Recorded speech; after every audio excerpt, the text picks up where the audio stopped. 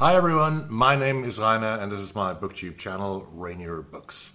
It has been quite a while, and 3 weeks ago I spent 2 nights in a hospital, got back to work, made a trip to Gothenburg with my work, and on the second morning I had a sore throat, got home after a 3-hour train ride with a sore throat and a fever and tested positive for COVID-19 on Monday. I stayed at home for a week. I binge-watched a German-Austrian TV show called Der Bergdoktor, and after a week on the sofa with a lot of fever-reducing medication, the symptoms finally disappeared and now I'm back. The German supermarket chain Lidl is already selling chocolate and other sweets for Christmas, and I thought about which 10 books I want to finish until the end of the year. I won't be the guy who reads 383 books per year. I'm not Jose Mourinho, the Portuguese soccer coach who is called the Special One.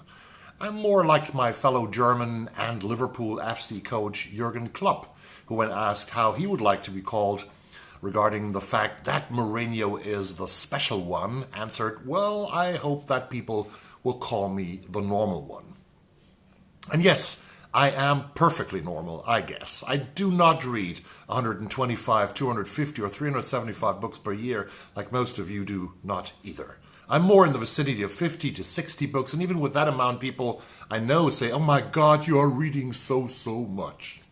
So I'm the normal one, and here is the list of 10 books I hope to be able to finish until the end of 2023. Let's start with this one. Western Lane by Chetna Maru.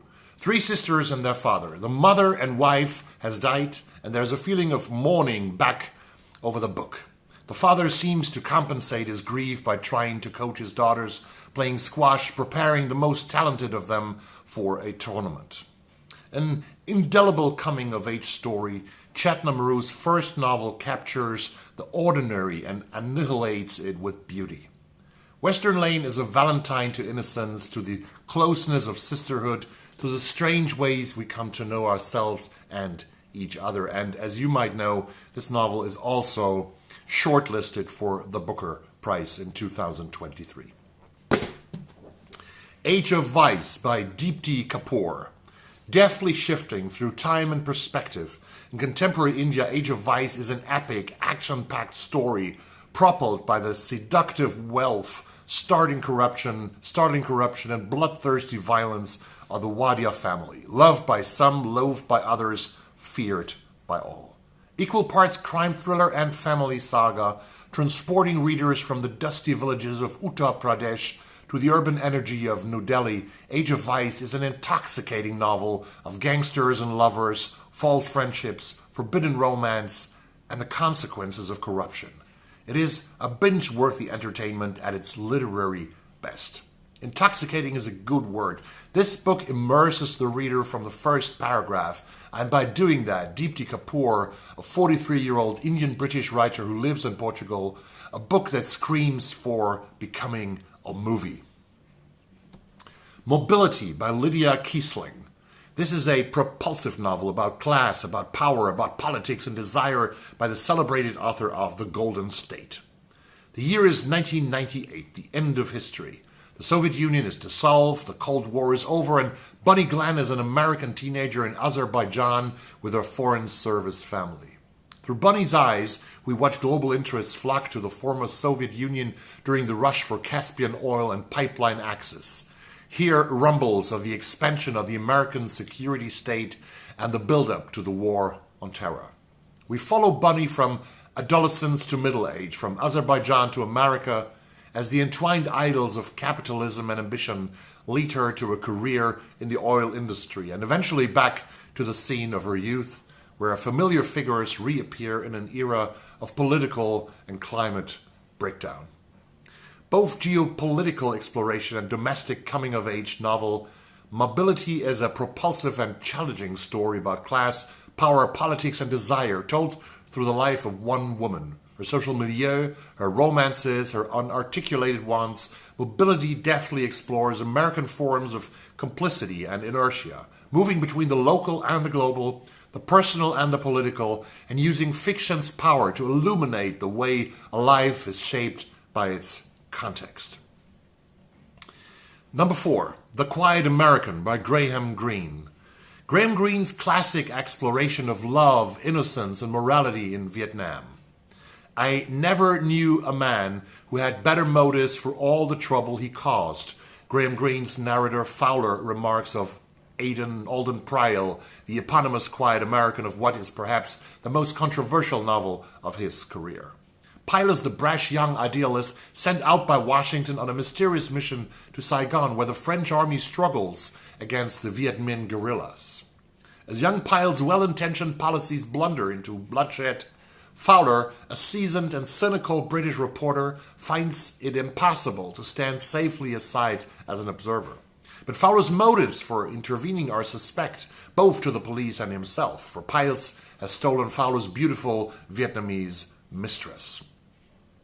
First published in 1956 and twice adapted to film, The Quiet American remains a terrifying and prescient portrait of innocence at large. This Graham Greene Centennial edition that I'm reading on Kindle includes a new introductory essay by the author Robert Stone, and the next book, number 5, that I want to read is Dog Soldiers by Robert Stone. In Saigon during the waning days of the Vietnam War, a small-time journalist named John Converse thinks he'll find action and profit by getting involved in a big-time drug deal. But back in the States, things go horribly wrong for him. Dog Soldiers perfectly captures the underground mood of America in the 1970s, when amateur drug dealers and hippies encountered profiteering cops and professional killers, and the price of survival was dangerously high. This book is the winner of the National Book Award in 1974 and is a new series that I want to start reading, winners of the National Book Award. The House of Doors by Tan Tuan Eng.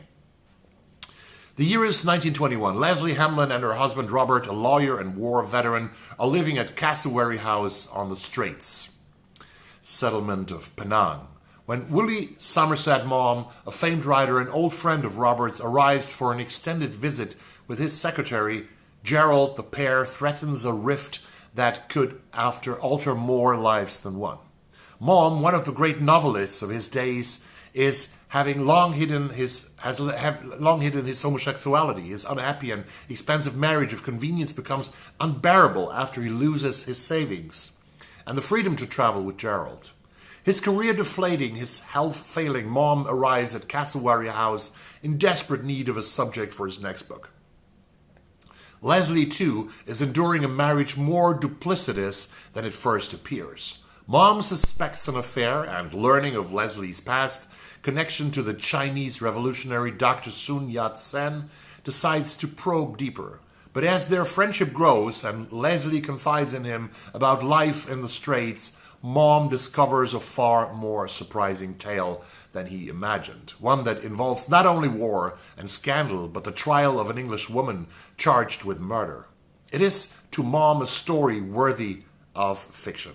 This is a mesmerizingly beautiful novel based on real events. The House of Doors, it traces the fault lines of race, gender, sexuality, and power under empire, and dives deep into the complicated nature of love and friendship in its shadow. Number 7, Your Driver is Waiting by Priya Guns. Damani is tired. Her father just died on the job at a fast food joint, and now she lives paycheck to paycheck in a basement, caring for her mom and driving for an app that is constantly cutting her take.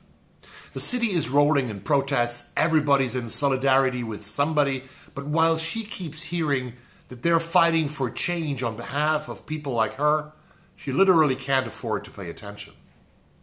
Then she gives a ride to Jolene. 5 stars, obviously. Jolene seems like she could be the perfect girlfriend. Attentive, attractive, an ally, and their chemistry is off the charts. Jolene's done the reading, she goes to every protest, and she says all the right things. So maybe Damani can look past the one thing that's holding her back. She's never dated anyone with money before, not to mention a white girl with money. But just as their romance intensifies and Damani finally lets her guard down, Jolene does something unforgivable. She's setting off an explosive chain of events.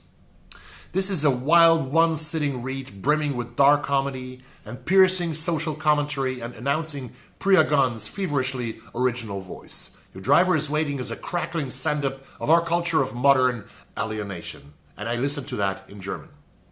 The next one is Just One More Thing. Scenes from My Life by Peter Falk. My daughter and I, we are currently watching all the seasons and all episodes of the legendary series Columbo with Peter Falk. The first episode in the first season was directed by none the less but Steven Spielberg. Columbo was the show of the 1970s that still fascinates new generations. There are podcasts, there are YouTube channels, there are websites analyzing every tiny little detail of this successful show. That was so successful thanks to its charismatic leading actor, Peter Falk, who wanted to do a couple of episodes and then stop and continuing doing movies with his director-actor friend John Cassavetes and John's wife Gina Rowlands. But Falk did not expect how popular Columbo would become in the United States and all across the world. The TV company offered him more money and even more money and even more money all the time.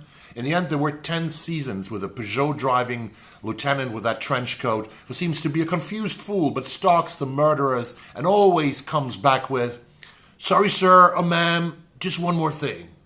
This book tells stories from the great actor's life, and I can't wait to read it. Rikers, an oral history by Graham Raymond and Reuven Blau.